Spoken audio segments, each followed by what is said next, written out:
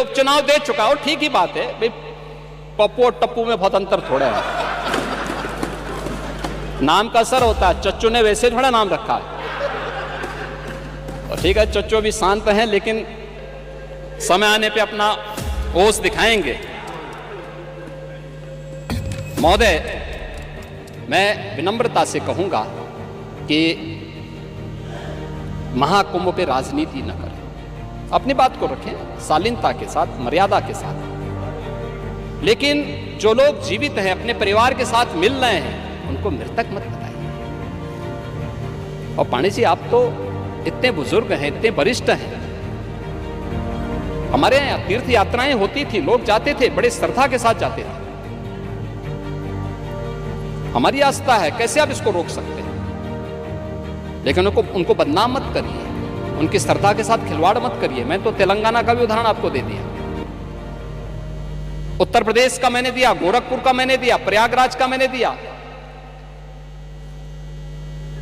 और जो लोग प्रयागराज में भगदड़ के शिकार हुए हैं या फिर विभिन्न रोड एक्सीडेंट के शिकार हुए हैं, सरकार की पूरी संवेदना है, सरकार उनके साथ खड़ी होगी।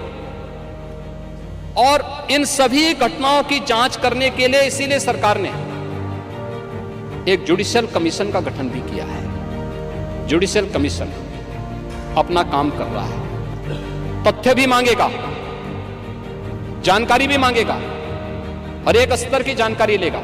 और मैं इस सदन को इस बात के लिए आश्वस्त करना चाहूंगा, इस बात के लिए आश्वस्त करूंगा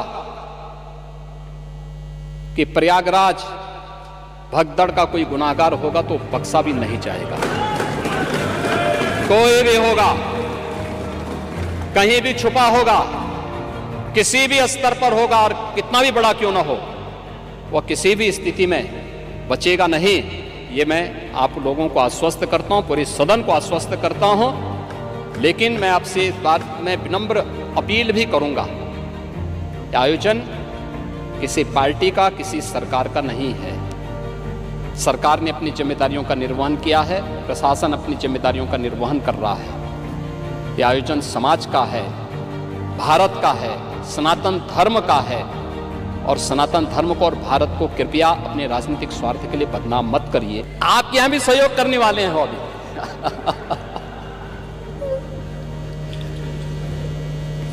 महोदय, ये महाकुंभ का आयोजन जो आदरणीय प्रधानमंत्री जी के मार्गदर्शन में, पूज्य संतों के सानिध्य में इतना विराट आयोजन बना है, ये एकात्मता का एक महाकुंभ है। और मैं आपकी परेशानी समझ सकता हूं, जो आपकी विभाजनकारी राजनीति है, जो आपकी जाति जाति के बीच में विखंडन करने की राजनीति है, इसका जवाब देश ने भी दे दिया और उत्तर प्रदेश ने भी दे दिया। देश ने हरियाणा, महाराष्ट्र और दिल्ली की विजय के रूप में यह जवाब दिया है।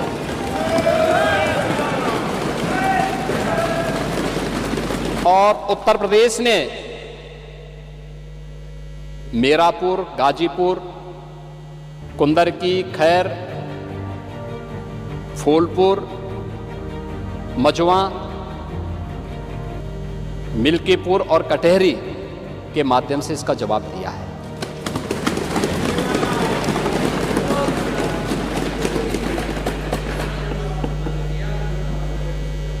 पांडे जी, आपको प्रचार करने से किसने रोका था? आप मुझे बताइए, यानी आप करहल जीत जाएं तो आपकी विजय, और अगर भाजपा कुंदरकी और कटहरी जीत रही है तो आप इसको स्वीकार करने को तैयार नहीं, यानी भारत के संवैधानिक व्यवस्था में आपका विश्वास नहीं। आप जनता का उपहास उड़ा रहे हैं, जो जनता जनार्दन वोट देने जा रही है उसका उपहास उड़ा रहे हैं, उसका अपमान कर रहे हैं। ये कहां की शोभा है? यानी ये,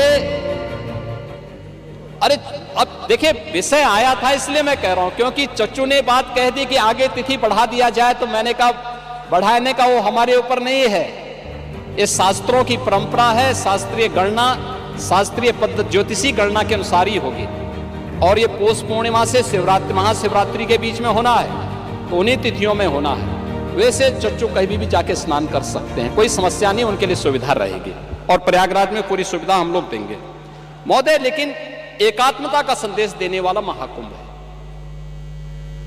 पूरे आयोजन को हम लोगों ने उस रूप में जोड़ा है, और जो यहां पर चर्चा हो रही थी, एक जो ये भाव देखने को मिला है, एकात्मता का भाव, उस एकात्मता के भाव ने तो हम सबको और दुनिया को जरूर इस एकता के उस सूत्र में जोड़ने का कार्य तो किया। डिजिटल कुंभ पे भी प्रश्न खड़ा हो रहे थे, और महोदय मैं इसके बारे में भी आपसे चर्चा करनी, इसके बारे में मैं सदन का ध्यान आकर्षित करना चाहूंगा कि दुष्प्रचार की अपनी एक सीमा होती है, दुष्प्रचार की अपनी एक सीमा होती है, और कितना दुष्प्रचार हमारे विपक्ष के मित्रगण करेंगे। मैं देख के भौचक हूं कि कैसे ये लोग पूरी व्यवस्था को झुठलाने का काम कर रहे थे और किस प्रकार की व्यवस्था पैदा करने का काम कर रहे थे।